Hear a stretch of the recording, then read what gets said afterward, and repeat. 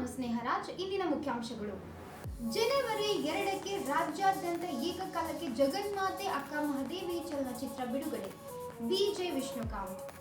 December 17-18ರಂದು ಅಂತರ್ ಕಾಲೇಜುಗಳ athletic ಕ್ರೀಡಾಕೂಟ. Professor BS Biradar. ಅಗ್ನಿಶಾಮಕ ಠಾಣೆ ಶೀಘ್ರದಲ್ಲೇ ಜಮೀನು ಪಡೆದು ಮಂಜೂರಾತಿ ನೀಡುವ ಭರವಸೆ ಸಚಿವ ಡಾಕ್ಟರ್ G. ಪರಮೇಶ್ವರ್. ಜಗನ್ಮಾತೆ ಅಕ್ಕ ಮಹಾದೇವಿ ಚಲನಚಿತ್ರ ಬರುವ ಜನವರಿ 2ರಂದು ರಾಜ್ಯಾದ್ಯಂತ ಏಕಕಾಲಕ್ಕೆ ಬಿಡುಗಡೆಯಾಗಲಿದೆ ಎಂದು ಚಲನಚಿತ್ರ ನಿರ್ಮಾಪಕರು ಆದ ನಿರ್ದೇಶಕ BJ ವಿಷ್ಣುಕಾಂತ್ ತಿಳಿಸಿದರು. ಮಂಗಳವಾರ ಇಲ್ಲಿಯ ಪತ್ರಿಕಾ ಭವನದಲ್ಲಿ ನಡೆಸಿದ ಸುದ್ದಿಗೋಷ್ಠಿಯಲ್ಲಿ ಅವರು ಮಾತನಾಡಿ, ಅಂದೇ ಪಕ್ಕದ ತೆಲಂಗಾಣ ಹಾಗೂ ಆಂಧ್ರಪ್ರದೇಶದಲ್ಲಿಯೂ ಸಹ ಬಿಡುಗಡೆಯಾಗಲಿದೆ ಎಂದರು.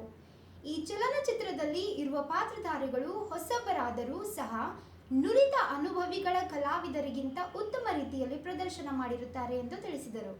BJ ವಿಷ್ಣುಕಾಂತ್ ಅವರು ಮಾತನಾಡಿ, ನಿರ್ದೇಶಕನಾಗಿರುವ ನಾನು ನಾಯಕ ಕೌಶಿಕ ಮಹಾರಾಜರ ಪಾತ್ರ ವಹಿಸಿದ್ದು, ಶುಲಾಕ್ಷಿ ವೈರಾಗ್ಯ ಅಕ್ಕ ಮಹಾದೇವಿ ಪಾತ್ರ ಮಾಡಿರುತ್ತಾರೆ.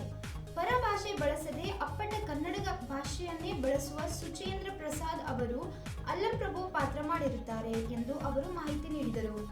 ಒಟ್ಟಾರೆ ಈ ಚಲನಚಿತ್ರದಲ್ಲಿರುವ ಕಲಾವಿದರು ವಹಿಸಿಕೊಂಡಿರುವ ಪ್ರತಿಯೊಂದು ಪಾತ್ರಧಾರಿಗಳು ಸಂಪೂರ್ಣವಾಗಿ ಮೈಗೂಡಿಸಿಕೊಂಡಿರುತ್ತಾರೆ ಎಂದು ಅವರು ಬೀದರ್ನ ಅನೇಕ ಪ್ರತಿಭೆಗಳಿಗೆ ತರಬೇತಿ ನೀಡಿ ಅವರಿಗೂ ಅವಕಾಶ ನೀಡಲಾಗಿದೆ ಎಂದು ಅವರು ಮಾಹಿತಿ ನೀಡಿದರು. ಸುದ್ದಿಗೋಷ್ಠಿಯಲ್ಲಿ ಕನ್ನಡ ಸಾಹಿತ್ಯ ಪರಿಷತ್ ಜಿಲ್ಲಾಧ್ಯಕ್ಷ ಸುರೇಶ್ ಚಂಚೆಟ್ಟಿ, ಮಾಜಿ ಬುಡಾ ಅಧ್ಯಕ್ಷ ಬಾಬುವಾಲಿ, ಸೋಮಶೇಖರ್ ಪಾಟೀಲ್ ಗಾದಗಿ ಮತ್ತಿತರರು ಇದ್ದರು. ರಚನೆ ಅಂದ್ರೆ ಕತೆ, ಚಿತ್ರಕಥೆ, ಸಂಭಾಷಣೆ, ಹಾಡು ಎಲ್ಲ ಅದು ಸೇರಿ ರಚನೆ ಅಂತಾರೆ. ರಚನೆ ನಂದಿದೆ, ಆಮೇಲೆ ನಿರ್ದೇಶನ ನಂದೇ ಇದೆ, ನಿರ್ಮಾಪಕನು ನಾನೇ, ಹೀರೋ ಕ್ಯಾರೆಕ್ಟರ್ ಅಂತ ಕೌಶಿಕ್ ಮಹಾರಾಜನ್ ಪಾತ್ರದಲ್ಲೂ ನಾನಿದ್ದೀನಿ. ಬಡ್ಜೆಟ್ ಸಿನಿಮಾ ನೋಡಿ ಡಿಸೈಡ್ ಮಾಡಿದ್ದೀವಿ. ನೀವು ಎಷ್ಟು ಬುದ್ಧಿವಂತ ಅಂತ ನೋಡೋಣ. ಯಾಕಂದ್ರೆ ಎಲ್ಲನೇ ನಾನೇ ಆಗಿರೋದ್ರಿಂದ ಒಂದು 10 ಕೋಟಿ ತಗದು 2 ಕೋಟಿ ಇರುತ್ತೆ. ಎಲ್ಲೂ ಲೀಕ್ ಇರಲ್ಲ, ಎಲ್ಲೂ ರೂಮ್ ಹಾಕಿರಲ್ಲ, ಜೊತೆಗೆ ಯಾವುದೂ ಖರ್ಚಿರಲ್ಲ. ನಾನೇ ಸುಮಾರು ಮಧ್ಯರಾತ್ರಿ ನಾನು ಬರೆಯೋದು ಕಥೆಗಳು ಪೂರ್ತಿ ಪೀಸ್ ಆಫ್ ಮೈಂಡ್ನಲ್ಲಿ ಕೂತ್ಕೊಂಡು ಹೇಗೆ ಬರೀಬೇಕು ಅಂತ ಒಂದು ವಾತಾವರಣ ಇಟ್ಕೊಂಡ್ಬಿಟ್ಟು ನಾನೇ ಮಾಡಿರೋದು. ಖರ್ಚು ಸ್ವಲ್ಪ ಅಂತದ್ರಿಂದೆಲ್ಲ ಕಮ್ಮಿ ಬರುತ್ತೆ. ಕಲಾವಿದರು ಒಳ್ಳೊಳ್ಳೆ ಕಲಾವಿದರಿದ್ದಾರೆ. ಸುಚೇಂದ್ರ ಪ್ರಸಾದ್ ಸ್ಪಷ್ಟವಾಗಿ ನಮ್ಮ ಕನ್ನಡ ಇಂಡಸ್ಟ್ರಿನಲ್ಲಿ ಒಂದು ಪರಭಾಷೆ ಬಳಸದೆ ಮಾತಾಡೋ ಏಕೈಕ ಒಬ್ಬ ಕಲಾವಿದ ಸುಚೇಂದ್ರ ಪ್ರಸಾದ್ ಅಂತ. ಅವರು ಅಲ್ಲಮ್ಮ ಪ್ರಭುನ ಪಾತ್ರ ಮಾಡಿದ್ದಾರೆ, ಅದ್ಭುತವಾಗಿ ಮಾಡಿದ್ದಾರೆ. ಆಮೇಲೆ ಕಾಮಿಡಿಗೆ ರಾಜನಿಗೆ ಮಂತ್ರಿ ಇರ್ತಾರೆ ಒಬ್ಬ ಆಶಾ, ಅವರು ಬಂದು ತಬ್ಲಾ ನಾಡಿ ಅಂತ. ಅವರು ನಮ್ಮ ಇಂಡಸ್ಟ್ರಿಯಲ್ಲಿ ಅತ್ಯಂತ ಒಳ್ಳೆಯ ಹೆಸರೇ ಇದೆ. ಹಾಗೆ ತಾಯಿ ಪಾತ್ರದಲ್ಲಿ ರಂಗಭೂಮಿ ಕಲಾವಿದೆ ಮೈಸೂರು ಹೇಲನ್ ಅಂತ. ಅವರು ಡ್ಯಾನ್ಸು ಮತ್ತು ಅವರು ನಾಟಕ ಭೂಮಿನಲ್ಲಿ ರಂಗಭೂಮಿನಲ್ಲಿ ಸೇವೆ ಸಲ್ಲಿರ್ತಾವೆಲ್ಲ ನೋಡಿರ್ಬೋದು. ಮೈಸೂರಿಂದ ಬೀದರ್ವರೆಗೂ ಎಲ್ಲ ಕಡೆಯೂ ಅವರು ನಾಟಕಗಳು ಆಡಿದ್ದಾರೆ. ಸುಮಾರು ಅಕಾಡೆಮಿಗಳೆಲ್ಲ ಇದ್ದರು. ಒಳ್ಳೆ ಅದ್ಭುತವಾದ ಕಲಾವಿದೆ ಅವರು ಇದ್ದಾರೆ. ಎಲ್ಲಕ್ಕಿಂತ ಮೇನು ಈ ಮಣ್ಣಿನ ಈ ಸೊಗಡಿನ ಒಂದು ಕಲಾವಿದೆ ಅಂತ ಹೇಳ್ಬೋದು ಸುಲಕ್ಷೆ. ಅವರು ಅದ್ಭುತವಾಗಿ ಮಾಡಿದ್ದಾರೆ, ಚೆನ್ನಾಗಿ ಮಾಡಿದ್ದಾರೆ, ಪೂರ್ತಿ ಇನ್ವಾಲ್ವ್ ಆಗಿ ಮಾಡಿದ್ದಾರೆ. ಎಲ್ಲಕ್ಕಿಂತ ಮೇನ್ ಮುಖ್ಯನೇ ಮಾದೇವಿ ಪಾತ್ರ ಅಲ್ವಾ. ಮಾದೇವಿ ಪಾತ್ರನ ಒಂದು 3-4 ತಿಂಗಳು ಅವರಿಗೆ ತರಬೇತಿ ಕೊಟ್ಟುಬಿಟ್ಟು ಅವರೊಂದು ಮನಸ್ಥಿತಿ ಲಿಂಗಾಯತ್ಸ್ನಲ್ಲಿ ವೀರಶೈವನಲ್ಲಿ ನಮ್ದು ಏನೇನಿದೆ ಒಂದೊಂದು ಬಳಕೆ ಕೂಡ ಒಂದೊಂದು ವಿಭೂತಿ ಹಚ್ಕೊಳ್ಬೇಕಾದ್ರೆ ಅದು ಕೂಡ ಒಂದು ರೀತಿ ನೀತಿ ಇರುತ್ತೆ. ಅದು ಹುಟ್ಟಿನಿಂದ ಯಾರು ಮಾಡಿರ್ತಾರೋ ಅವ್ರಿಗೆ ಕಷ್ಟ ಆಗಲ್ಲ. ಬರೋರು ಬಂದು ಮಾಡ್ಬೇಕಾದ್ರೆ ಕಷ್ಟ ಆಗುತ್ತೆ. ಆದರೆ ಅವ್ರು ಮಾಡಿದ್ದಾರೆ, ಪ್ರಾಕ್ಟೀಸ್ ಮಾಡಿ. ಎಲ್ಲವೂ ಒಂದು ಲಿಂಗ ಪೂಜೆ ಇರ್ಬೋದು, ಮತ್ತೊಂದು ಇರ್ಬೋದು, ನಡಿಗೆ ತೊಡಿಗೆ ನೋಟ ಎಲ್ಲವೂ ಇದರಲ್ಲಿ ಕೌಂಟ್ ಬರುತ್ತೆ. ಅಂಥದ್ದೆಲ್ಲನೂ ತುಂಬ ಆದರ್ಶವಾಗಿ ಚೆನ್ನಾಗಿ ಮಾಡಿದ್ದಾರೆ ಸುಲಕ್ಷ ಅವರು. ಬೀದರ್ ವಿಶ್ವವಿದ್ಯಾಲಯದಿಂದ ಡಿಸೆಂಬರ್ 17-18ರಂದು ಅಂತರ್ ಕಾಲೇಜುಗಳ ಅಥ್ಲೆಟಿಕ್ ಕ್ರೀಡಾಕೂಟ ಆಯೋಜಿಸಲಾಗಿದೆ ಎಂದು ಬೀದರ್ ವಿಶ್ವವಿದ್ಯಾಲಯದ ಕುಲಪತಿ ಪ್ರೊಫೆಸರ್ BS ಬಿರಾದರ್ ತಿಳಿಸಿದರು.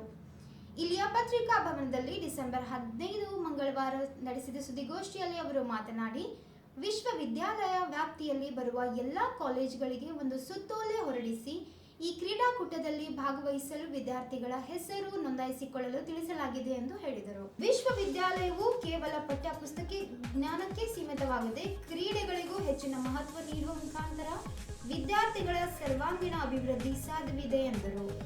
ಬೀದರ್ ವಿಶ್ವವಿದ್ಯಾಲಯದ ವ್ಯಾಪ್ತಿಯಲ್ಲಿ ಒಟ್ಟು 126 ಕಾಲೇಜುಗಳು ಬರುತ್ತವೆ. ಸ್ನಾತಕೋತ್ತರ ವಿವಿಧ ಕೋರ್ಸ್ಗಳು ಸೇರಿದಂತೆ ಒಟ್ಟು 35,000 ವಿದ್ಯಾರ್ಥಿಗಳು ಅಭ್ಯಾಸ ಮಾಡುತ್ತಿದ್ದಾರೆ ಎಂದು ಹೇಳಿದರು. ವಿಶ್ವವಿದ್ಯಾಲಯ ಆರಂಭವಾಗಿ 2.5 ವರ್ಷದ ಅವಧಿಯಲ್ಲಿ ಉತ್ತಮ ರೀತಿಯಲ್ಲಿ ನಡೆಯುತ್ತಿದೆ. ಪರೀಕ್ಷೆಗಳ ಫಲಿತಾಂಶ ಸೂಕ್ತ ಸಮಯಕ್ಕೆ ಪ್ರಕಟಿಸಲಾಗುತ್ತಿದೆ.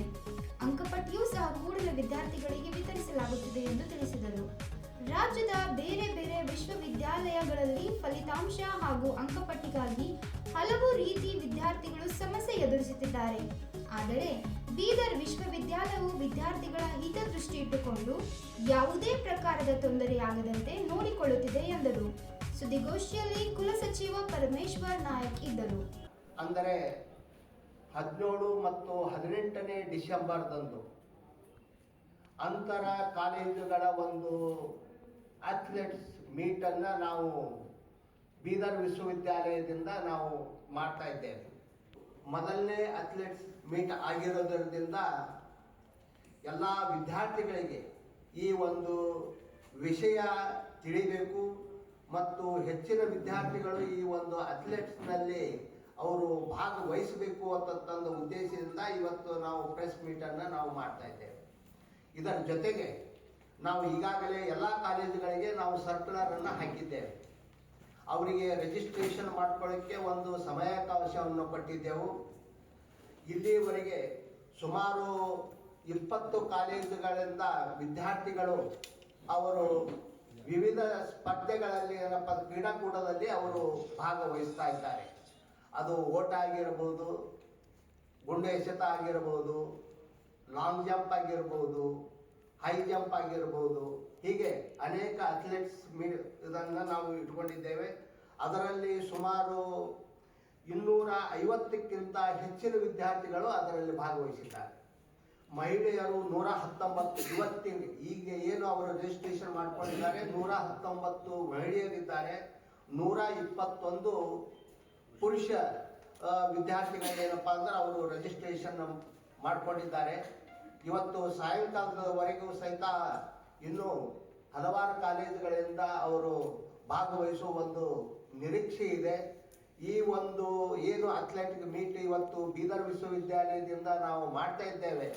ಯಾಕಂದರೆ ನಾವು ಪಠ್ಯಕ್ಕೆ ಅಷ್ಟೇ ಮಹತ್ವ ಕೊಡೋದಲ್ಲ, ಪಠ್ಯೇತರ ಚಟುವಟಿಕೆಗಳಿಗೂ ಮತ್ತು ಕ್ರೀಡೆಗಳಿಗೂ ಸಹಿತ ನಾವು ಒಂದು ಒತ್ತನ್ನು ಕೊಟ್ಟರೆ ವಿದ್ಯಾರ್ಥಿಗಳೇನಪ್ಪ ಅಂದರೆ ಆಲ್ರೌಂಡ್ ಡೆವಲಪ್ಮೆಂಟ್ ಆಗಕ್ಕೆ ಏನಪ್ಪ ಅಂದ್ರೆ ಸಾಧ್ಯ ಆಗುತ್ತೆ ಅನ್ನೋ ಒಂದು ಮನೋಭಾವದಿಂದ ನಾವು ವಿಶ್ವವಿದ್ಯಾಲಯ ಪ್ರಾರಂಭವಾದಾಗಿನಿಂದ ಏನು ಸೌತ್ ಝೋನ್ನಲ್ಲಿ ಅಸೋಸಿಯೇಷನ್ ಆಫ್ ಇಂಡಿಯನ್ ಯೂನಿವರ್ಸಿಟಿದಿಂದ ಏನು ಸ್ಪೋರ್ಟ್ಸ್ಗಳನ್ನು ಅವರು ಕಂಡಕ್ಟ್ ಮಾಡ್ತಾರೆ.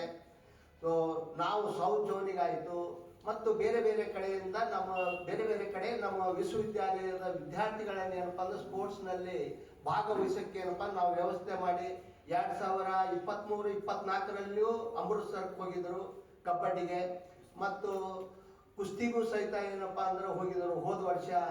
ಈ ವರ್ಷ ಸುಮಾರು ಏನಪ್ಪ ಅಂದ್ರೆ 3 ಈವೆಂಟ್ಸ್ಗಳಲ್ಲಿ ಅವತ್ತು ಏನಪ್ಪ ಅಂದ್ರೆ ಭಾಗವಹಿಸಿದ್ದಾರೆ. ಬೀದರ್ ದಕ್ಷಿಣ ಕ್ಷೇತ್ರದ ವ್ಯಾಪ್ತಿಯಲ್ಲಿ ಬರುವ ರಾಷ್ಟ್ರೀಯ ಹೆದ್ದಾರಿ 9 ಹಾಗೂ 15 ಅದರಲ್ಲಿ ಅತಿ ಬೆಂಕಿ ದುರಂತದಿಂದ ಅತಿ ಹೆಚ್ಚು ಹಾನಿಯಾಗಿರುತ್ತಿದ್ದು ಅಗ್ನಿಶಾಮಕ ದಳ ಠಾಣೆ ಮಂಜೂರಾತಿ ಮಾಡುವಂತೆ ಕ್ಷೇತ್ರದ ಶಾಸಕರು ಆದ ಬಿಜೆಪಿ ರಾಜ್ಯ ಕಾರ್ಯದರ್ಶಿ ಡಾಕ್ಟರ್ ಶೈಲೇಂದ್ರ ಬೆಲ್ದಾಳೆ ಅವರು ಮಂಗಳವಾರ ಸುವರ್ಣ ಸೌಧದಲ್ಲಿ ನಡೆದ ವಿಧಾನಸಭಾ ಅಧಿವೇಶನದಲ್ಲಿ ಪ್ರಶ್ನೆಯನ್ನು ಕೇಳಿರುತ್ತಾರೆ. ಇದಕ್ಕೆ ಸಂಬಂಧಿಸಿದಂತೆ ಗೃಹ ಸಚಿವರಾದ ಡಾಕ್ಟರ್ ಜಿ ಪರಮೇಶ್ವರ್ ಅವರು ಉತ್ತರ ನೀಡಿ ಭೂಮಿ ಮಂಜೂರಾತಿಗಾಗಿ ಚಿಟುಗುಪ್ಪ ತಹಸೀಲ್ದಾರರು ಮೂಗ್ದಾಳೆ ಗ್ರಾಮದ ಹತ್ತಿರ ಇರುವ 10 ಎಕರೆ ಜಮೀನಿನಲ್ಲಿ ಅಗ್ನಿಶಾಮಕ ದಳ ಠಾಣೆಗಾಗಿ 100 ಎಕರೆ ಮಂಜೂರಾತಿ ನೀಡುವಂತೆ ಸಹಾಯಕ ಆಯುಕ್ತರಿಗೆ ಶಿಫಾರಸು ಮಾಡಿರುತ್ತಾರೆ.